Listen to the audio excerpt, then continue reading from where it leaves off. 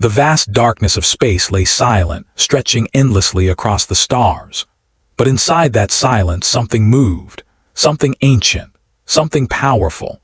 Across a lonely region near the blue star Veritas 9, an alien fleet drifted like a metal ocean. Hundreds of ships glimmered with cold light, their hulls decorated with strange symbols from a dozen different worlds. They were part of the Karth Dominion, one of the oldest and most feared coalitions in the galaxy. The Karth commanders had come for one simple purpose: take human territory. Humans were new, young, reckless, too quick to expand, too confident, at least that's what the aliens believed. On the flagship, a tall creature named Commander Threxen stood before a holographic map. His long fingers tapped the glowing stars as he studied the region. Threxen's skin, dark and scale-covered, shifted with irritation. "Still no movement from the humans?" he asked. "No, Commander," replied a smaller alien officer. "We detect no fleet, no defense systems, only one incoming craft." A few officers turned their heads, confused. Threxen narrowed his red eyes. "One craft, only one," he repeated slowly. "Yes, Commander, a human vessel, small, outdated design." A thin hiss of laughter escaped Threxen.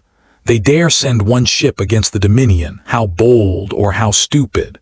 The bridge crew laughed with him. To them, humans were unpredictable children, dangerous in numbers but pathetic alone. "Let it come," Threxen said. "It will make a good example." But deep beneath his calm voice, a strange feeling tugged at him like a warning, as if something was wrong. Meanwhile, far from the alien flagship, the human ship moved steadily toward the battlefield. Its name was Horizon's Wake. To any observer, it looked unimpressive, small, circular, with smooth white plating and no heavy guns. A research vessel, not a warship. Inside, Captain Rourke sat in the command chair. His dark uniform was plain and his face carried the look of someone who had seen too much war already. Around him, a crew of only 17 people watched their screens nervously.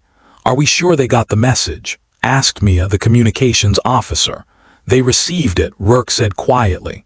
"The Dominion always hears everything. The question is whether they'll listen." Mia didn't answer. She didn't need to. Everyone knew the truth. The Karth Dominion never listened. The Horizon's Wake was not a warship. It wasn't supposed to fight. It was made for exploring, for scanning, for studying stars and cosmic storms. And yet here it was, heading straight into the center of the largest alien invasion humans had ever seen. Rourke's hands tightened slightly around the arms of his chair. "Helm, keep speed steady." "Aye, Captain." Rourke looked out the front window. The alien fleet was now visible, hundreds of metallic shapes drifting like hungry shadows. They surrounded the Horizon's Wake like wolves circling a single lost traveler. The crew grew tense. "Captain," Mia whispered, "should we send another warning?" "No," Rourke said. "We told them once, that is enough." The room fell quiet. On the Dominion flagship, Threxen watched as the human ship entered the center of the fleet. "It really is just one," he muttered, almost disappointed. "No escort, no backup." An officer smirked. "Maybe humanity gave up, Commander." Threxen didn't smile this time. Something about the approaching ship felt strange. It had no visible weapons. It released no shield pulses. It sent no distress signals. It moved with calm purpose, like it belonged there, as if it feared nothing. "Open a channel," Threxen ordered. Moments later, a human face appeared on every screen on the alien flagship. Captain Rourke sat calmly in his chair, hands folded, expression unshaken. "This is Captain Rourke of the United Human Systems," he said. His voice was steady, his eyes sharp. Karth Dominion fleet turned back now. Silence filled the alien bridge. Then laughter erupted. Threxen shook his head. "Human, do you see how many ships you face?" "I see," Rourke replied. "You send only one vessel. Is this a joke?" "No joke," Rourke said. "This is your final warning. Leave human space." The Dominion officers laughed again, loud, mocking, confident, but Threxen didn't join them. Rourke's calmness bothered him. The human didn't sound desperate, he sounded certain. Threxen stepped closer to the hologram. "Human Captain," he said, "this is a fleet of 200 warships. Your craft could not challenge even one of them. You bring no army, no weapons, no hope." Rourke didn't blink. "I bring enough." Threxen's stomach tightened. Enough. Enough for what? Back on the Horizon's Wake, the crew waited silently after Rourke ended the communication. "Captain," Mia whispered, "they're charging weapons." "I know. Should we activate the shield plates?" Rourke exhaled slowly. "Not yet. The crew exchanged nervous glances. Mia bit her lip. "But Captain, if they fire, they will," Rourke said softly. "Let them." The crew stared at him, confused and afraid, but Rourke wasn't. He watched the alien fleet with the calm of someone who had faced fear so many times that it no longer controlled him. "Hold positions," he said. The crew obeyed. Outside, the alien ships turned their cannons toward the small human craft. Energy built along their weapons, glowing like crackling lightning ready to strike. On the Dominion flagship, Threxen raised his clawed hand. "Fire a warning shot," he ordered. "Let them understand their mistake." A small plasma beam shot from one of the alien cruisers. It wasn't meant to kill, just to frighten. The beam hit the horizon's wake and disappeared completely. The bridge of the alien flagship fell silent. What happened?" An officer stuttered. Threxen stared at his screen, stunned. "Run the impact data."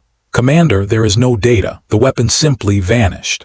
Threxen stepped back, his eyes narrowed. This wasn't possible. Plasma beams didn't vanish. They struck. They burned. They left marks. They didn't dissolve. "Fire again," Threxen ordered quietly. Another blast shot forward. It too vanished before touching the hull. "No shield detected," one officer said, voice shaking. "No counter beam, no armor reaction." Threxen felt sweat forming beneath his scales. "What are they using?" he whispered. Inside the horizon's wake, the crew watched the alien attack attempt. "Captain," Mia hesitated. Did it work?" Rourke nodded slightly. "Yes, so they can't touch us." "Not with that type of weapon," he answered. The crew wanted to celebrate, but fear held them still, because they knew the truth. The aliens wouldn't stop after 2 shots. They had many more weapons, many more ships, and humanity had sent only them. The first line of alien cruisers began to move closer. Hundreds of smaller fighters launched, filling space like a swarm of locusts. Mia's voice shook. "Captain, that is a full strike formation. I see it. Should I take evasive action?" "No, stay on course." The bridge filled with tension, but again Rourke looked perfectly calm, almost too calm. "Communications," he said quietly. "Open a channel to the Dominion." Mia nodded and tapped her controls. The hologram of Rourke appeared once more on the Dominion flagship. "Commander Threxen," Rourke said, "this is your final chance. Turn away." Threxen forced a smile, but fear hid behind it. "Human, your tricks are interesting, but they will not save you from an entire fleet." Rourke tilted his head slightly. "It won't come to that."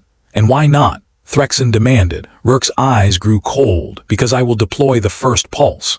Whispers filled the alien bridge. Officers stepped back, fear rising. Threxen felt his heart pound. "What is the first pulse?" he asked slowly. Rourke didn't answer. Instead, he reached forward and tapped one single button on his console. The horizon's wake began to change. Panels on its hull shifted. White plates unfolded like wings. Strange circular rings detached from the surface and hovered around the ship, glowing brighter and brighter. A low hum vibrated across space, deep and unsettling.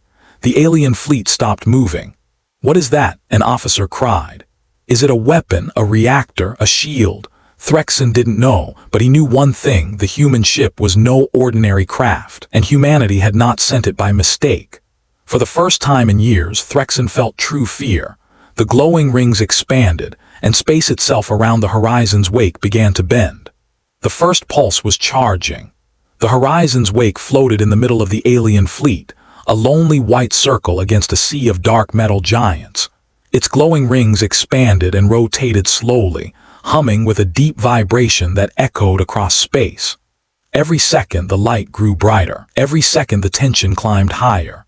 Inside the alien flagship, Commander Threxen felt his throat tighten.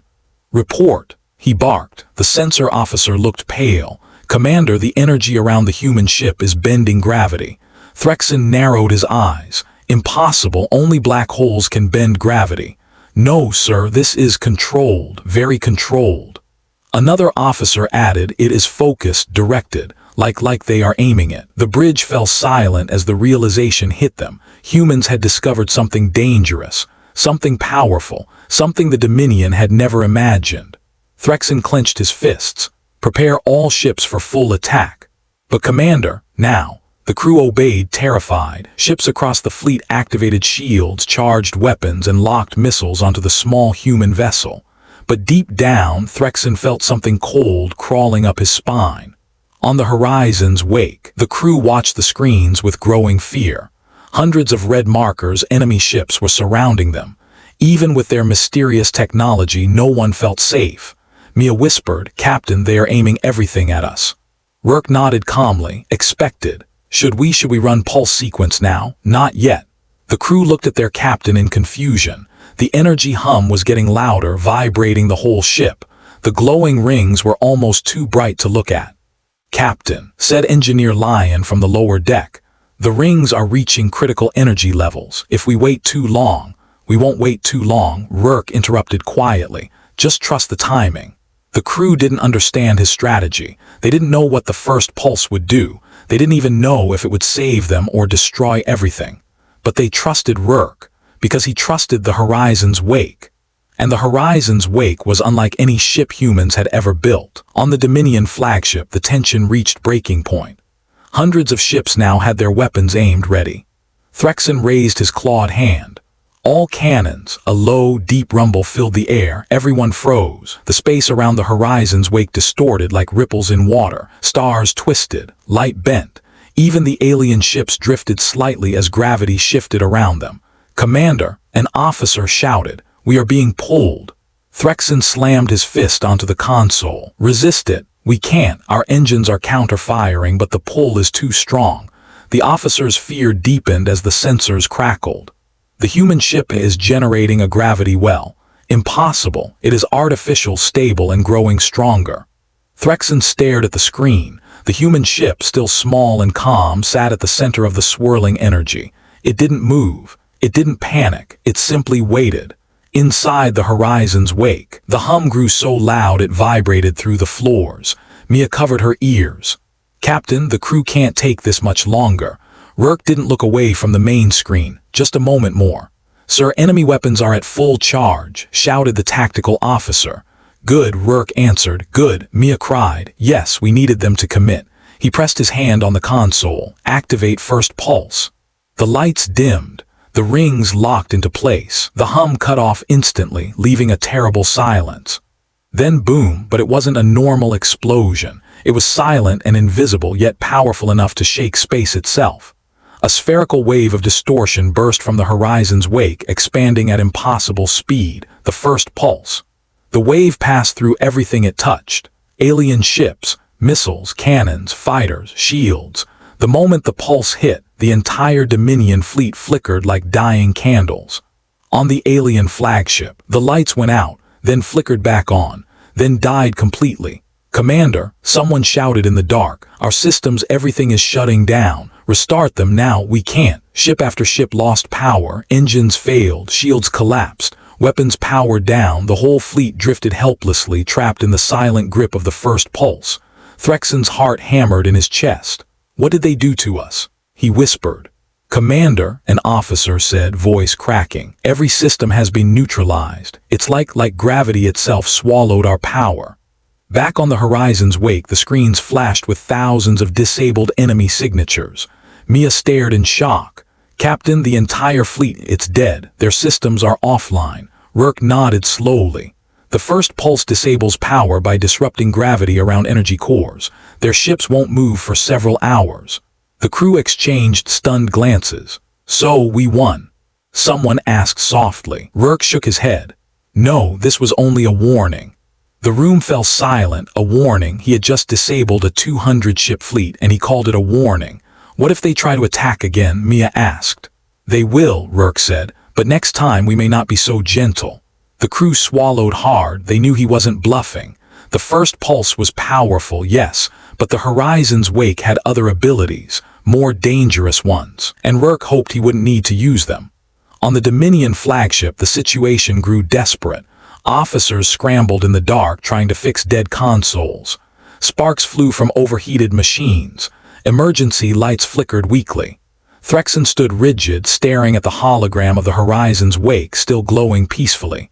How is this possible?" he whispered. No one answered. "We are the Dominion. We rule half the galaxy. How can one human ship, just one, paralyze our entire fleet?" Still, no one answered. Finally, a young officer spoke, voice trembling. "Commander, we have underestimated humanity.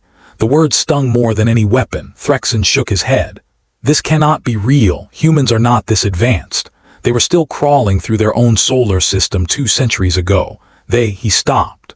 Because suddenly the screens around the bridge flickered to life, not with their own system rebooting, but with an incoming message. The humans again. Captain Rourke appeared on every screen. His voice was calm. Commander Threxen. Threxen's jaw clenched, but he said nothing. I did not come here to destroy you, Rourke continued. I only came to stop you. Threxen hissed. Human, you crippled our fleet. No, Rourke said. I disabled your weapon so no one would die, but don't mistake mercy for weakness. Threxen glared. What do you want? Turn back, Rourke said. Leave human space, do not return. And if we refuse, Rourke's expression didn't change. Then I activate the second pulse. The words struck like knives. Threxen felt his knees weaken. His voice came out barely above a whisper. What is the second pulse? Rourke didn't answer. He simply ended the transmission and the screens went black. The alien fleet drifted helplessly. Fear spread like fire. No one dared speak too loudly. Threxen stood alone, his mind racing. A single human ship, a research vessel no less, and it had defeated them without destroying a single ship. What was the second pulse? If the first pulse disabled entire fleets, then what would the second one do? Threxen didn't want to find out, but pride was a dangerous thing. We cannot retreat, Threxen muttered. If we do, we show the galaxy we fear humans. Commander, said the young officer softly, maybe we should fear them. Threxen glared, but the fear in his eyes betrayed him. On the horizon's wake, Rourke watched the drifting alien ships. He knew the first pulse would scare them, but would it be enough? Suddenly, Mia called out, Captain, we are detecting a new signal. Rourke turned. Another Dominion ship. No, sir, something else, something behind the fleet. The sensors flashed. A new group of alien ships appeared, smaller, darker, faster. They had been hiding, waiting, watching. A second alien faction. And unlike the Dominion, they didn't fire warning shots. They charged their weapons immediately. Rourke stood up. So they were hiding all along. Outside, the new alien faction aimed directly at the horizon's wake, and they fired. The horizon's wake drifted silently, surrounded by hundreds of disabled Dominion warships. Their lights were dead, their engines dark. The first pulse had left them powerless, frozen in space like ancient statues. But then out of the darkness, new ships arrived. Not Dominion, not familiar, not friendly. These ships were smaller, sharper, and darker, like shadows carved out of black metal. Their movement was fast, precise, and predatory. They didn't hesitate, they didn't warn, they didn't speak. They simply attacked. Inside the horizon's wake, alarms blared. Captain, Mia shouted, her hands trembling. Multiple unknown contacts approaching. They're firing already. Screens lit up with red. Energy bolts streaked toward the ship, thin, freezing blue beams that sliced through space like knives. Raise gravitational buffers, Rourke ordered calmly. The ship responded with a low hum. The glowing rings pulsed once. A faint barrier shimmered around the hull, bending space like a soft curtain.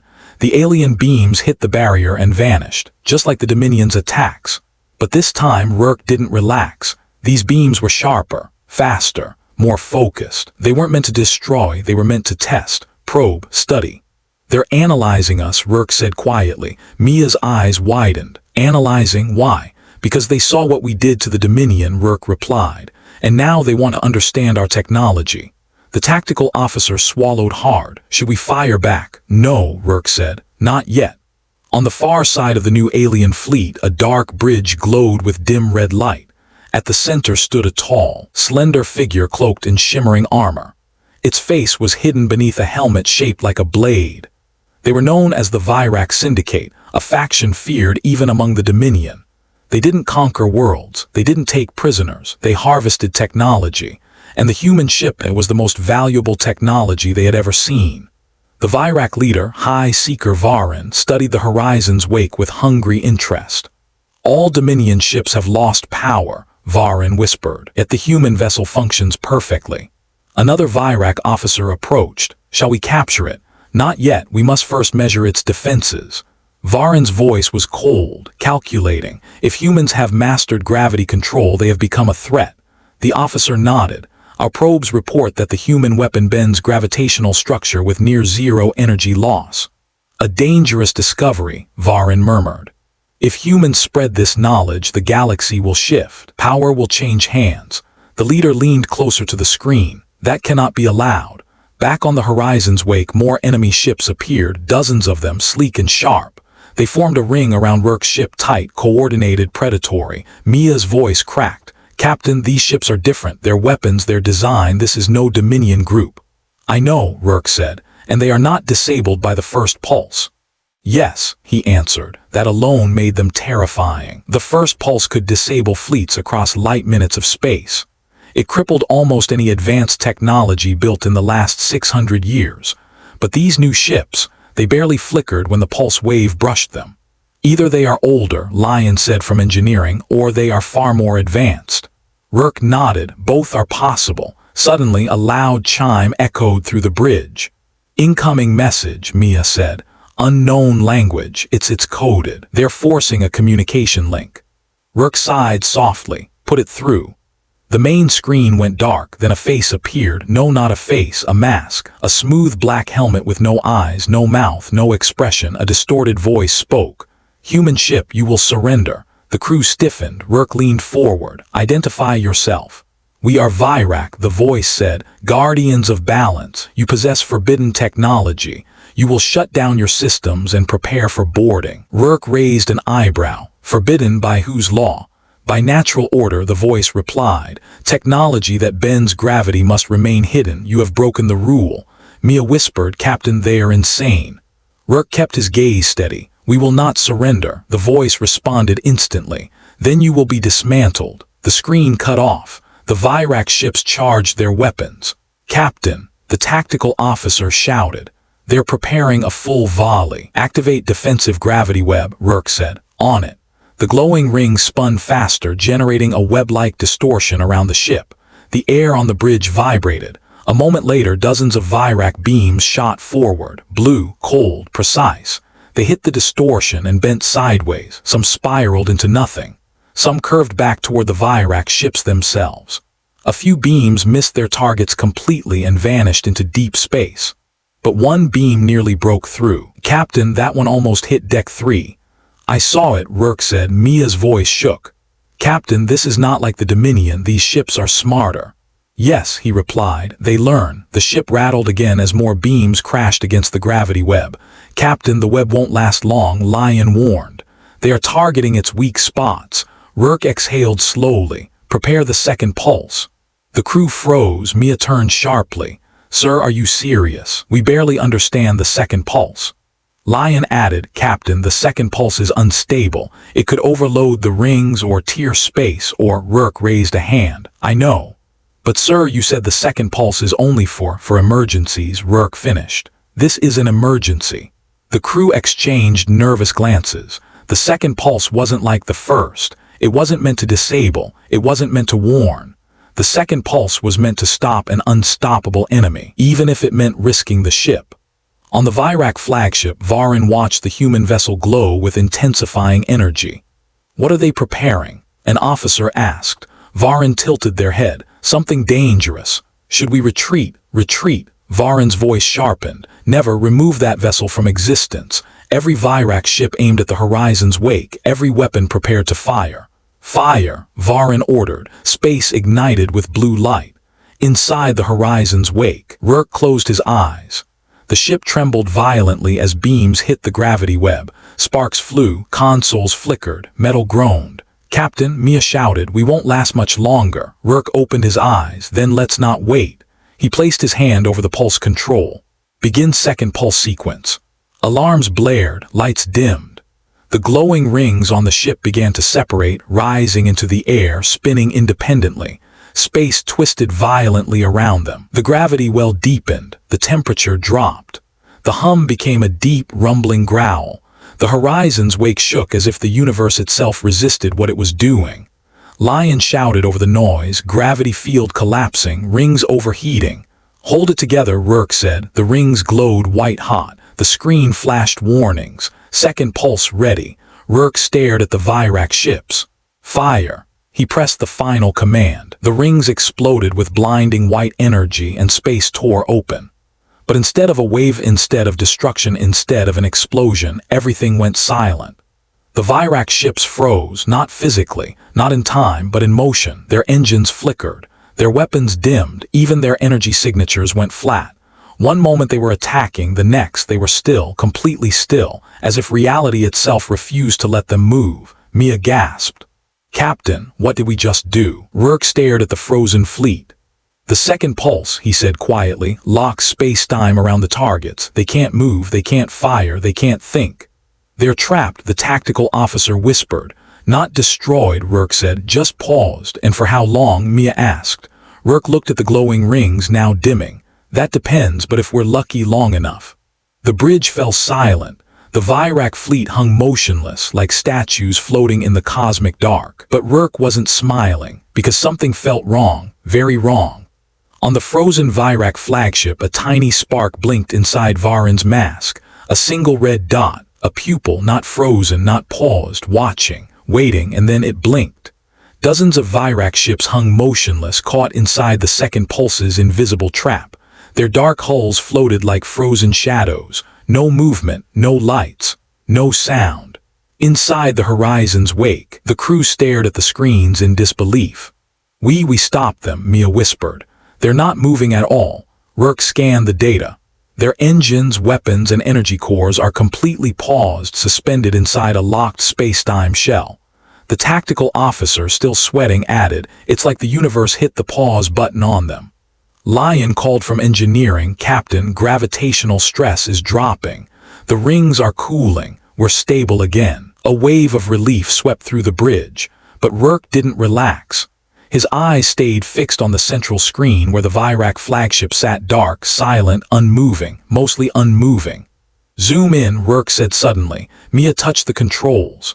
Zooming, the screen magnified the Vyrak leader's bridge, a tall figure masked in black, and its eye, a single red, glowing eye, slowly blinked. Mia gasped. "Captain, that one is not frozen."